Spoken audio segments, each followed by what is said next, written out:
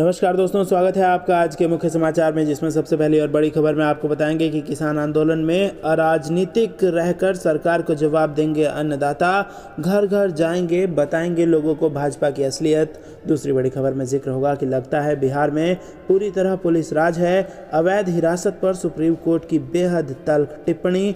और तीसरी बड़ी खबर में जिक्र होगा कि राकेश टिकैत की सरकार को चेतावनी, कहा इस समय करेंगे इलाज, रद्द होगा कानून। दोस्तों, हर एक खबर की गहराई में आपको ले जाएंगे, लेकिन उससे पहले अगर आपको भी ऐसा लगता है कि यूपी के चुनाव में भाजपा को बड़ा नुकसान होगा तो आप अभी इस वीडियो को लाइक कीजिए और कमेंट में लिखिए जय हिंद। दोस्तों, रुक करते हैं तमाम बड़ी खबरों की तरफ। किसान आंदोलन, अराजनीतिक रहकर सरकार को जवाब देगा अन्नदाता, घर घर जाकर बताएंगे लोगों को भाजपा की असलियत। जी हां दोस्तों, तीनों कृषि कानूनों को लेकर केंद्र सरकार और किसान आमने सामने हैं। दोनों पक्ष बातचीत के लिए भी तैयार है, मगर शर्त बीच में आ जाती है। सरकार की शर्त है कि तीनों कृषि कानूनों को रद्द कराने की मांग छोड़कर किसान कोई और बात करे। उधर किसानों ने भी कह दिया है कि जब तक सरकार इन कानूनों को रद्द करने के लिए तैयार नहीं होती, अन्नदाता पीछे नहीं हटेगा। संयुक्त किसान मोर्चे के वरिष्ठ पदाधिकारी अविक साहा कहते हैं, भाजपा और इसके प्रधानमंत्री को यह नहीं समझ आ रहा है कि जनता के लिए नेता होता है या नेता के लिए जनता। किसान अराजनीतिक रहकर सरकार को इसका जवाब देंगे। बतौर साहा पिछले 8 माह से देख रहे हैं कि प्रधानमंत्री मोदी देश के 60% वोटरों को अपने व्यक्तित्व से हराने का प्रयास कर रहे हैं।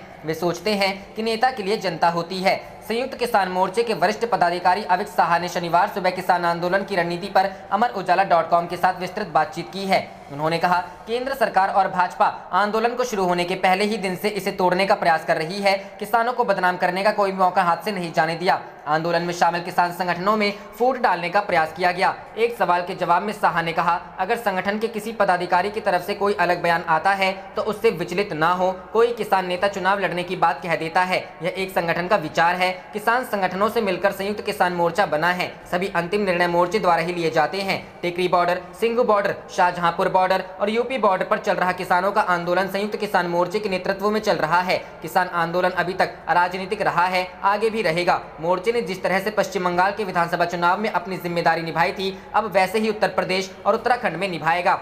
इन दोनों राज्यों में अगले वर्ष विधानसभा चुनाव हैं। किसान मोर्चे के पदाधिकारी घर घर जाकर लोगों को भाजपा की असलियत बताएंगे। पंजाब विधानसभा चुनाव के लिए भी रणनीति तैयार हो रही है। अन्नदाता चुनावी राज्यों में जाकर किसान राजनीतिक दल का समर्थन नहीं करेंगे। लोगों को केवल यह बताया जाएगा कि कौन किसान विरोधी है। किसान संगठनों की दर्जनों टीमें बनाई जा रही हैं। अविक साहा कहते हैं, आज प्रधानमंत्री मोदी और भाजपा यह समझ रही है कि वे किसान आंदोलन को पराजित कर देंगे, तो यह उनकी गलत। रुख करते हैं अगली खबर की तरफ। लगता है बिहार में पूरी तरह पुलिस राज है, अवैध हिरासत पर सुप्रीम कोर्ट की बेहद तल्ख टिप्पणी। जी हां दोस्तों, सुप्रीम कोर्ट ने कहा है कि बिहार में लगता है कि पूरी तरह से पुलिस राज है। एक ट्रक ड्राइवर को अवैध तरीके से 35 दिनों तक पुलिस कस्टडी में रखने के मामले में ट्रक ड्राइवर को मुआवजा राशि का भुगतान करने का आदेश देते हुए सुप्रीम कोर्ट ने यह तल्ख टिप्पणी की है। सुप्रीम कोर्ट ने कहा कि जहां किसी गरीब की लिबर्टी के उल्लंघन के मामले में मुआवजे का सवाल है तो वह अमीर व रसूखदार शख्स के बराबर होगा। बिहार सरकार की ओर से पटना हाईकोर्ट के फैसले को चुनौती दी गई थी। पटना हाईकोर्ट ने अवैध तरीके से पुलिस द्वारा ड्राइवर को डिटेन कर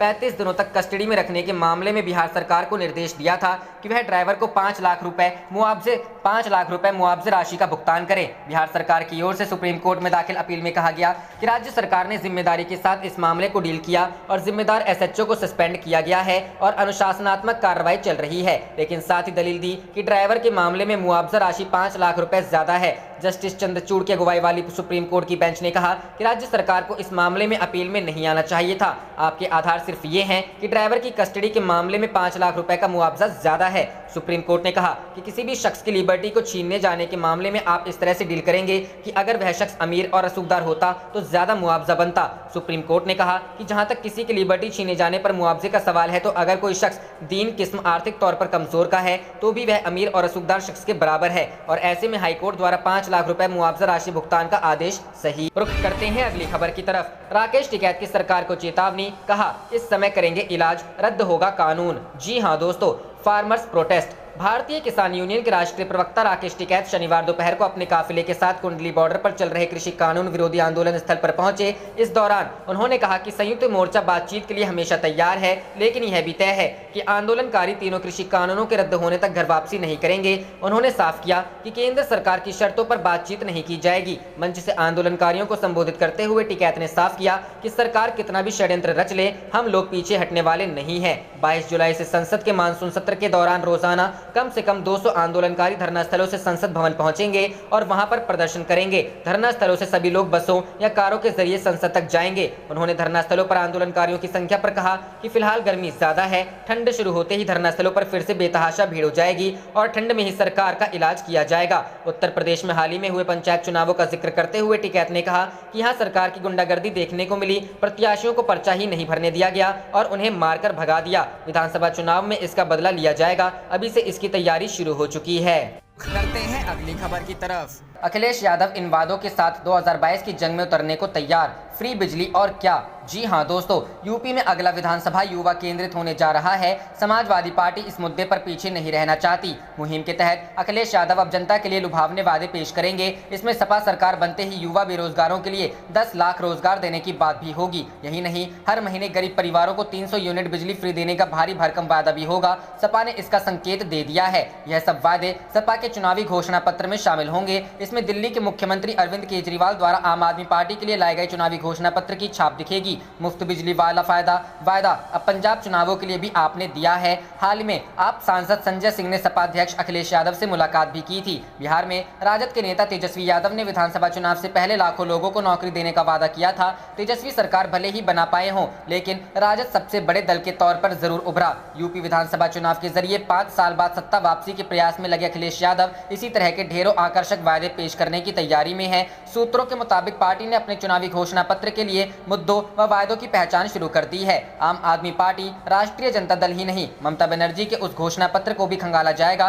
जिसके आधार पर तृणमूल कांग्रेस ने भाजपा की कड़ी चुनौती के बावजूद सत्ता बरकरार रखी। अखिलेश ने पूर्वांचल एक्सप्रेसवे को भी अपनी सरकार की देन बताते हुए संदेश दिया है कि हम ही ने रखी थी बुनियाद, 2022 में करेंगे शुरुआत। उनके एजेंडे में कोविड-19 के बहाने भाजपा सरकार को घेरना और सपा के सेवा कार्यों को प्रचारित करना भी है। अब उनका नया नारा है, नई हवा है, नई सपा है, बड़ों का हाथ, युवा का है साथ, काम भी बोलेगा। 2022 में बीजेपी की पोल खोलेगा। इस नारे के जरिए भी सपा आने वाले दिनों में भाजपा को घेरेगी। सपा मुखिया अखिलेश यादव पूरे प्रदेश में आक्रामक चुनाव अभियान शुरू करेंगे। इसके तहत वह पार्टी कार्यकर्ता जिलों में जाकर कार्यक्रम करेंगे। अभी उनकी यात्रा का स्वरूप तय होना है, चूंकि कोरोना का खतरा कम नहीं हुआ है और तीसरी लहर की आशंका भी व्यक्त की जा रही है। ऐसे में सपा की कोशिश जल्द पूरे प्रदेश में एक अभियान चलाकर सभी जिलों में राष्ट्रीय अध्यक्ष की यात्रा हो जाए। रुख करते हैं अगली खबर की तरफ। ब्लॉक प्रमुख चुनाव में हिंसा, राबड़ी बोली, यूपी में राक्षस राज, मायावती ने बताया जंगल राज। जी हां दोस्तों, बिहार की पूर्व मुख्यमंत्री और आरजेडी नेता राबड़ी देवी ने उत्तर प्रदेश की योगी आदित्यनाथ सरकार पर महिला सुरक्षा को लेकर करारा हमला बोला है।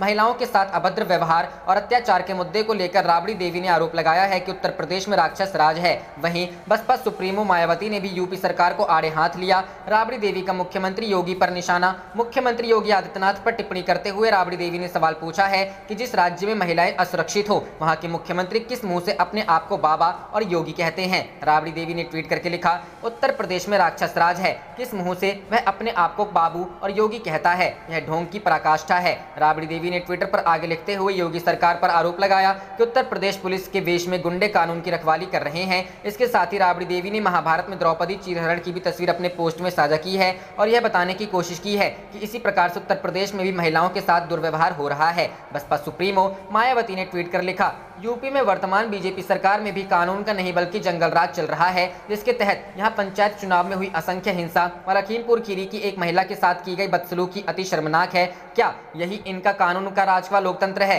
यह सोचने की बात है। मायावती ने आगे लिखा, अब आजमगढ़ जिले की तरह चंदौली जिले के बर्थरा खुर्द गाँव में भी दलितों के घरों को दबंगों द्वारा उजाड़ना व उत्पीड़न आदि करना, क्या यही इनका दलित प्रेम है? दुख यह भी है कि अभी भी केंद्र व यूपी सरकार के दलित मंत्री चुप हैं। क्यों? यह अति चिंतनीय। बता दें कि बीते दिन उत्तर प्रदेश में ब्लॉक प्रमुख के चुनाव के नामांकन में लखीमपुर खीरी जिले का एक वीडियो वायरल हुआ था, जहां समाजवादी पार्टी की प्रत्याशी रितु सिंह ने सत्ता पक्ष के लोगों पर आरोप लगाया था कि जब वह नामांकन करने जा रही थी तो रास्ते में बीजेपी के कार्यकर्ताओं ने उनकी प्रस्तावक अनीता यादव के साथ मारपीट की थी और उनके कपड़े तक फाड़ दिए। इस मामले में मुख्यमंत्री योगी आदित्यनाथ ने एसओ समेत थाने के सभी पुलिस वालों को सस्पेंड कर दिया था। साथ ही मामले में कड़े एक्शन की बात कही थी। फिलहाल 2 आरोपी गिरफ्तार किए जा चुके हैं। इस मसले पर अखिलेश यादव, राहुल गांधी, प्रियंका गांधी समेत तमाम बड़े नेताओं ने योगी सरकार पर निशाना साधा है। रुख करते हैं अगली खबर की तरफ। बिहार उच्च उच्च सदन में एक हफ्ते के अंदर भाजपा को होने जा रहा बड़ा नुकसान, जेडीयू का रहेगा दबदबा। जी हां दोस्तों, 75 सदस्यीय बिहार विधान परिषद के में 24 सदस्य स्थानीय निकाय कोटे से हैं,